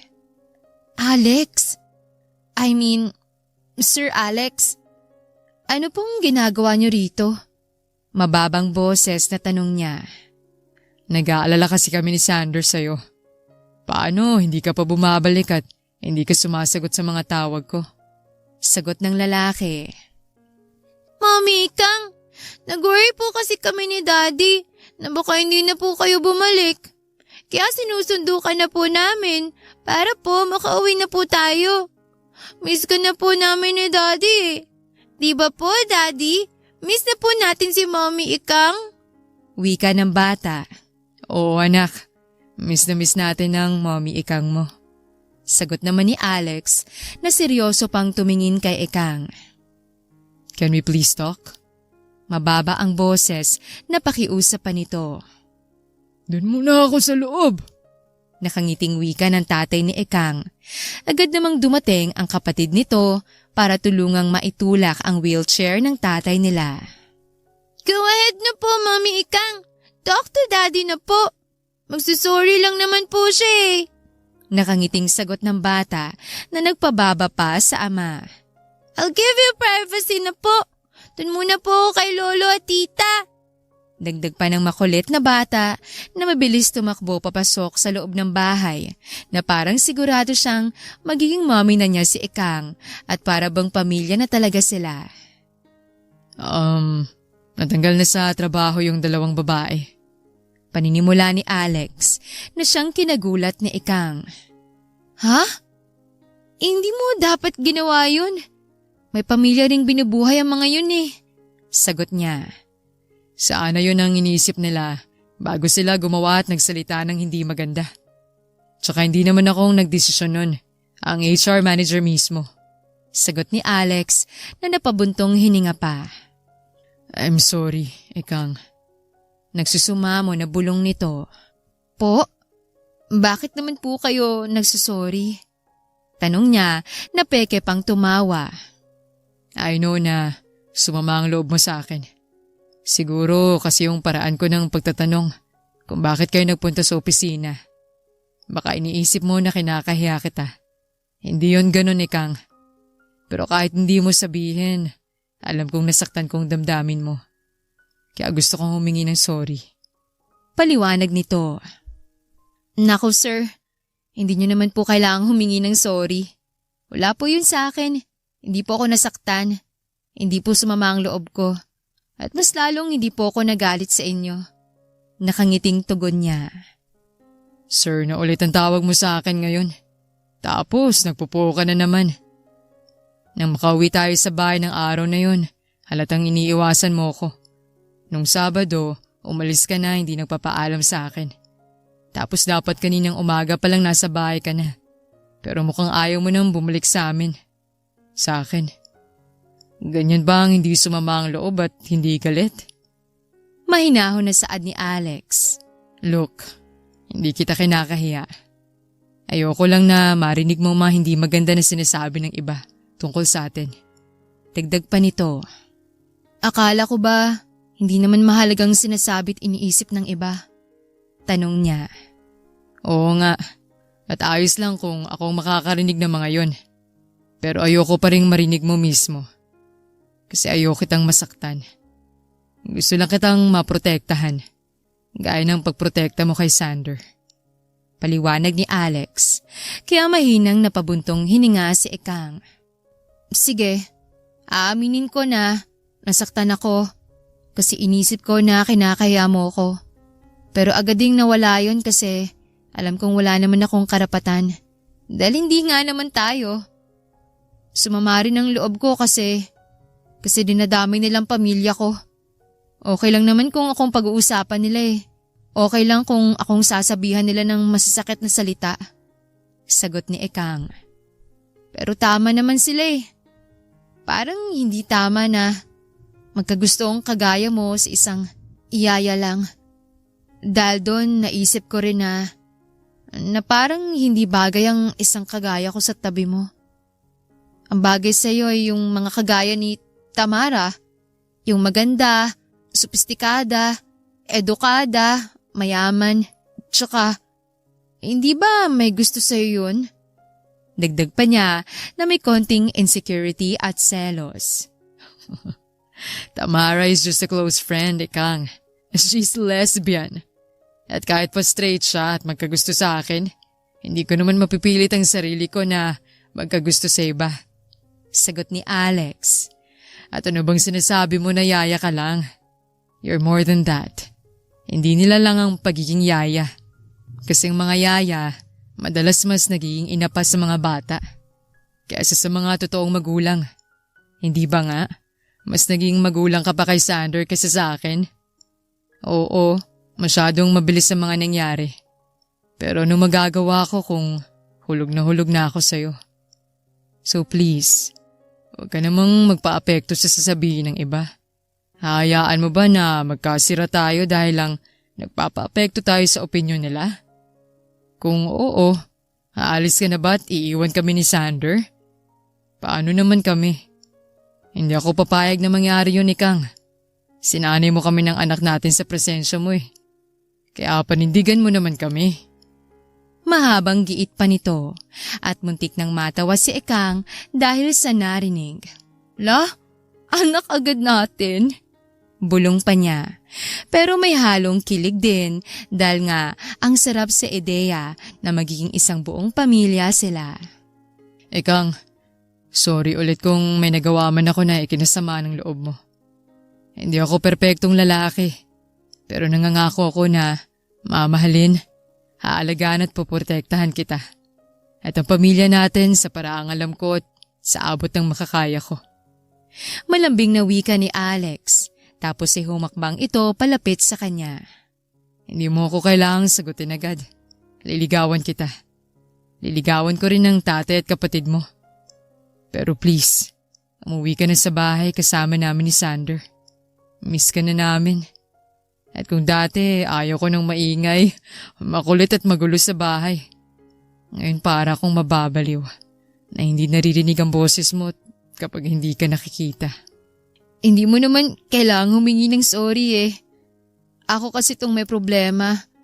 Ako tong nagpa-apekto sa mga sinasabi ng iba.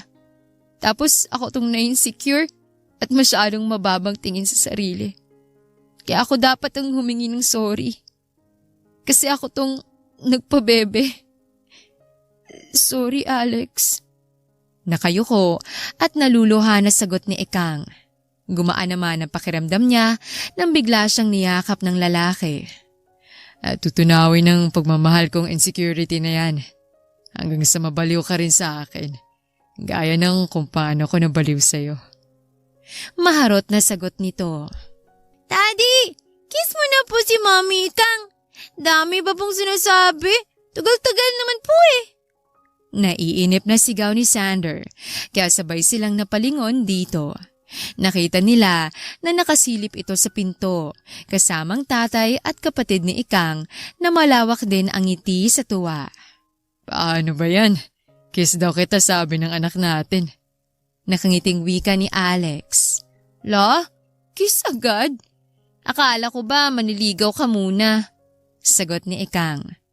Saka na ako magsisimulang manligaw pagkatapos kitang halikan. Saad ni Alex bago ito yumuko at inangkin nga ang labi ni Ikang. Kinakabahan man ay malugod naman itong tinanggap ng babae at maya-maya pa ay nahanap na lang niya ang sarili na sinusuklian na rin ang halik. Pagkatapos nun ay formal na ring kinausap ni Alex ang tatay at kapatid ni Ikang para nga magpaalam na manliligaw ito. Naging maayos naman ang kinalabasan ng lahat ng gabing yon. At nagawa rin kumbinsihin ng mag-ama na sumama na sa kanila sa pag-uwi si Ikang. Lumipas pa mga araw na mas naging maayos ang lahat. Pagkatapos nga lang ng halos isang buwang panliligaw ni Alex ay hindi na nagpabebe pa si Ikang at sinagot na niya ito. Alam nila na marami pa ring mga tao ang pinag-uusapan at hinuhusgahan sila pero hindi na lang nila pinansin at inisip pa yon.